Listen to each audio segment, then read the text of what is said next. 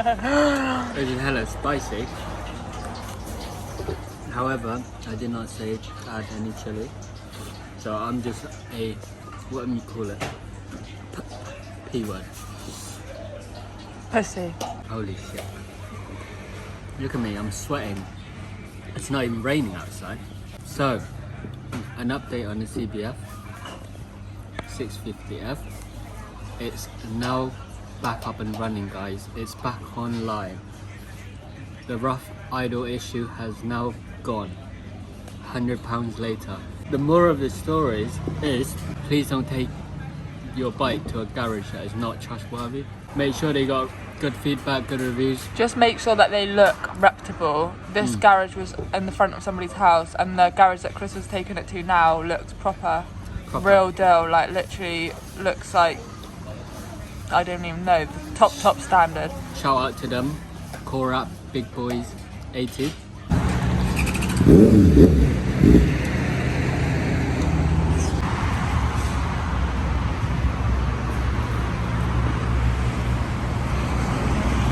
Two bikes at this garage. If you have issues with your big bike, please take it there because they'll sort it all out. They got all the components. Anyway, so all back up and running and we'll go for a ride. Okay, so because I'm really new to riding, every time I sit down and have food, like I really want to go. I'm like, let's go now, because my heart is going, like, feels like it's beating on my chest. I don't know if anybody else can relate, but as soon as I'm on the bike I feel great, but the feeling and thought of getting on that bike makes my heart literally go ba-dum, ba-dum, ba-dum, ba-dum, ba-dum. So I'm like, come on, let's go. Does anyone have any recommendation? Riding hours, that's what you say. I don't have enough. I'm lacking. I'm a lacker. Yeah, anyway. Hurry up. I can't actually afford riding gear at the minute, and I'm scared to not wear like a jacket. So it's like 35 degrees, but my dad, he will say things and it'll make me feel stressed out and bad. So I'm fully blacked out in denim. It's the best I can do. Your colour coordinate. Yeah, of course.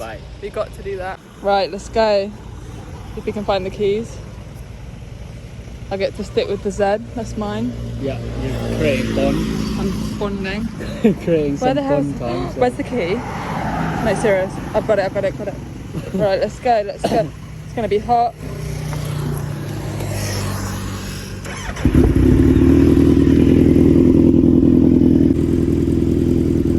Okay, so he just done a speed test whilst we were rolling, a rolling speed test, and because of the Z is faster, he's made me trade. So I'm on the 650 now. He made me trade.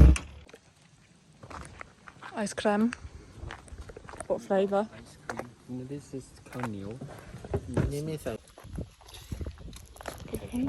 Coconut. Okay guys, so we traded bikes, but there's such a big difference. Like, I actually had a blast on that one. And that is like honestly, I had a blast out. So I went and it's hard because of these bikes, like, have no protection from the wind, and I've got a jacket on which is not done up, so I feel like I'm about to be blown away. Look at me. Oh my god. That's because of the wind, like, blowing my top. And yeah. And it's rubbing. But so I went on that one, and there was a big, like, long road that was like a hill, a dip. So I went on that 165. I went on that piss easy 165 after. Kept on going to about, this is kilometres obviously. But this one, It pulls more. because the weight difference is so big, the rate difference is massive. So like your accelerating is like night and day different. Yeah. I noticed between 800 and 600, this might sound stupid, that has the edge of horsepower, but it's a lot heavier.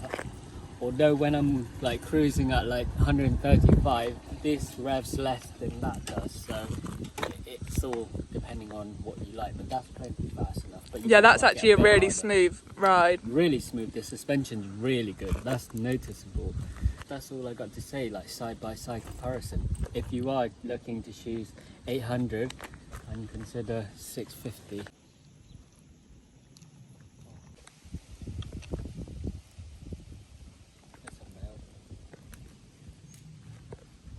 Hello.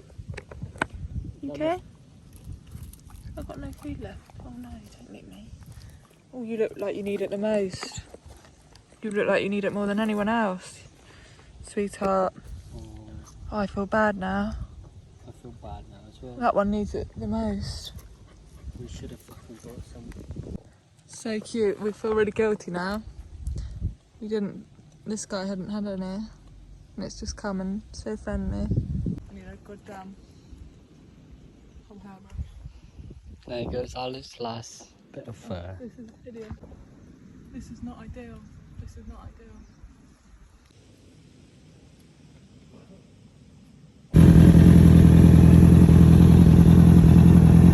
Okay, so we're going through twisty turns now. It's so important to be in the right position, like to be in the right side of the road and position yourself well. Like that corner there, you can see it's going right. We want to stick to the left hand side as much as possible until we go round, until we can see the exit, and then we're just going to look up and then we'll cut like that because we can see any car pulling out. We're always trying to position ourselves for the road ahead. Never approach the right corner on the right hand side because you're capping yourself and you're straight through the hedge and you can't see if the cars are coming. So always stick round. Well, we'll make it really obvious, so I'll be like showing Alice to like, because there's a big bite, you can't just simply turn it and chuck it around. At the minute, like, I'm still quite new on the flats. I'm like going fast and I'm trying to like not be set up too upright, but yeah. I'm like clutching in and stuff just so I don't stall or anything like that, but obviously want to ride smooth. So it's really important to ride smooth and position yourself well. When you position yourself well, it's comfortable and it's smooth and it flows, and I'll show you just that.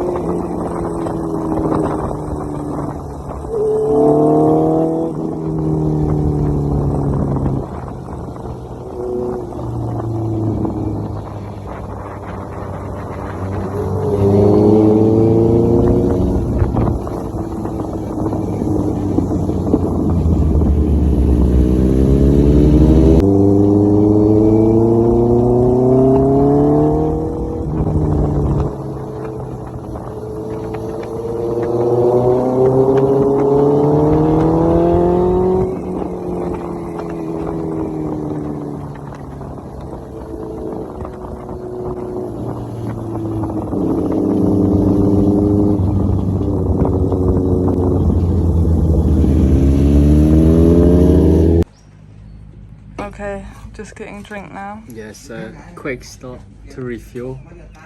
This is our fuel to ride safe. Yeah, relaxing. Yeah. No, what I was saying, the road positioning is so important around those twisties, just to be able to get that rhythm and the flow going. And you are safer because you're able to see obstacle like cars pulling out, and you know, cars coming. It's just nice. It's nice. Once you get the road positioning, you'll know what I mean. But when you're like I not, feel like you have to lean though when you're doing that. no. I feel like you have to. If you're really holding tight one spot, you really have to slow down, like really brake, and then you have to lean, and then you have to turn.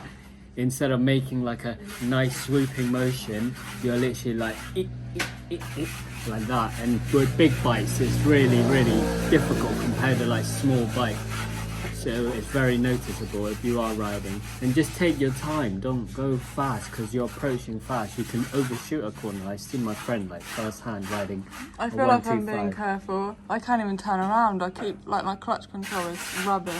Okay, so we've been riding, we've done some twisties. Chris is trying to give me advice and I'm like, it feels a bit, what do you call it, when it's just too much for you. So I'm like kind of freaking out. I'm having a bad riding day today. I went on the 650 and it just felt so easy, and I was probably going a bit over my limit.